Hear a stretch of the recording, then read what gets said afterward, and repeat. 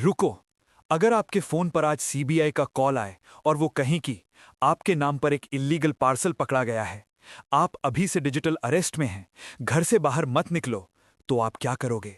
हंसते हुए फोन रख दोगे या डर के लाख्स ट्रांसफर कर दोगे? आज हम आपको बताएंगे इंडिया के सबसे खतरनाक स्कैम की पूरी सच्ची कहानी, जिसमें एक 82 साल के बिजनेसमैन ने 7 करोड़ रुपए गवा दिए सिर्फ एक फोन कॉल में। देखते रहिए, ये वीडियो आपकी जिंदगी बचा सकती है। क्या हाल है दोस्तों? आप देख रहे हैं नेक्स्ट लाइट वाईटी, जहां रियल इंसिडेंट्स को 3D एनिमेशन के साथ बिल्कुल सिनेमैटिक स्टाइल में प्रेजेंट किया जाता है। आज की कहानी है डिजिटल अरेस्ट स्कैम की। इंडिया में 2022 में 40,000 केसेस थे, 2023 में 60,000 और 2024 में ये नंबर पहुंच गया 1,24,000 तक। और अभी तक इंडियन सिटीजन्स 2,580 करोड़ रुपए इस स्कैम में गवा चुके हैं। ये सिर्फ एक स्कैम नहीं है दोस्तों, ये एक ऑर्गेनाइज्ड क्राइम नेटवर्क है और आज हम इसका पूरा सिस्टम एक्सपोज करेंगे। पहले समझते हैं डिजिटल अरेस्ट एक्चुअली होता क्या है। डिजिटल अरेस्ट एक ऐसा ऑर्गेनाइज्ड क्राइम नेटवर्क है जिसमें क्रिमिनल्स खुद को सीबीआई, ईडी, पुलिस, आरबीआई या कस्टम्स ऑफिसर्स बताते हैं। फिर विक्टिम को फोन, व्हाट्सएप या वीडियो कॉल पर कांटेक्ट करते हैं, फेक एफआईआर, फेक वारंट्स और फेक आईडी डॉक्यूमेंट्स दिखाते हैं और विक्टिम को कन्विंस करते हैं कि वो एक सीरियस क्राइम में इन्वॉल्व्ड हैं। एक बार विक्टिम डर जाए तो सब कुछ उनके कंट्रोल में होता है। विक्टिम को घंटों तक वीडियो कॉल पर रखते हैं, डर और धमकी से पैसा ट्रांसफर करवाते हैं, कभी कभी क्रिप्टो करेंसी में भी पेमेंट करवाते हैं। सिंपल लैंग्वेज में ये लोग आपके दिमाग को हैक कर लेते हैं, पैसा बाद में आता है। अब सुनो एक सच्ची कहानी। अगस्त 2024, लुधियाना, पंजाब।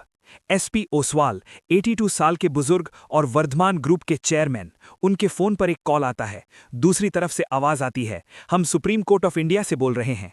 ओसवाल जी एक सक्सेसफुल बिजनेसमैन हैं, करोड़ों की कंपनी है उनकी, लेकिन ये कॉल सुन के उनके पैर तले घल गए। क्रिमिनल्स ने उन्हें बताया कि उनकी आइडेंटिटी स्टील हो गई है और जेट एयरवेज के फॉर्मर चेयरमैन नरेश गोयल के केस में उनका नाम आ गया है। एक फेक वर्चुअल कोर्टरूम सेटअप की गई, फेक जज, फेक लॉयर्स, फेक डॉक्यूमेंट्स, सब कुछ। 2 दिन तक एसपी ओसवाल इस फेक कोर्टरूम में पेश होते रहे। 2 दिन तक उन्हें घर में बंद कर दिया गया।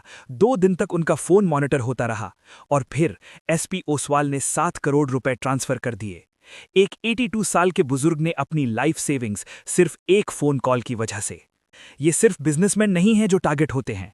अगस्त 2024, Lucknow, doctor Ruchika Tandon, Sanjay Gandhi post graduate institute of medical sciences में न्यूरोलॉजी डिपार्टमेंट की एसोसिएट प्रोफेसर, उन्हें एक कॉल आता है ट्राई का।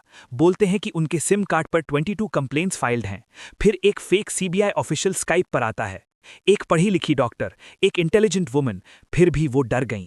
क्रिमिनल्स ने बताया कि उनका बैंक अकाउंट मनी लॉन्ड्रिंग में यूज हो रहा था। विमेन और चाइल्ड ट्रैफिकिंग के केस में उनका नाम है। एक फेक जज ने उनका केस सुना, जिसका चेहरा बिल्कुल सुप्रीम कोर्ट के फॉर्मर चीफ जस्टिस जैसा था। इतना कन्विंसिंग था ये सब कि एक डॉक्टर भी सच मान गई।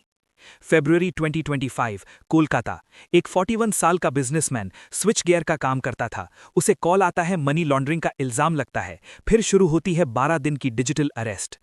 12 दिन, सोचो 12 दिन तक एक बंदा अपने ही घर में प्रिजनर बन गया था। स्कैमर्स ने उसे कॉन्स्टेंटली कॉल करते रहे, सर्वेलेंस में रखते रहे, मेंटल प्रेशर देते रहे, मल्टीपल ट्रांजैक्शंस करवाते रहे, 75 लाख से ज्यादा रुपीस ले लिए। स्कैम तब खुला जब उसके दोस्तों ने नोटिस किया और इंटरवीन किया। 12 दिन में एक बंदा टूट गया था अंदर से। अब समझते हैं इस स्कैम का पूरा सिस्टम कैसे काम करता है।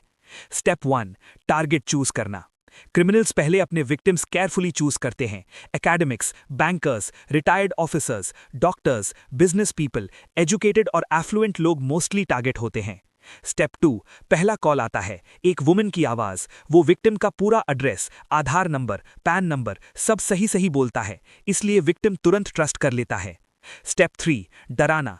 फिर शुरू होती है psychological warfare. Fake FIR, fake warrant, fake uniform, AI voice cloning, deep fake technology और real time face masking use करके क्रिमिनल्स बिल्कुल रियल गवर्नमेंट ऑफिशियल्स जैसे दिखते हैं।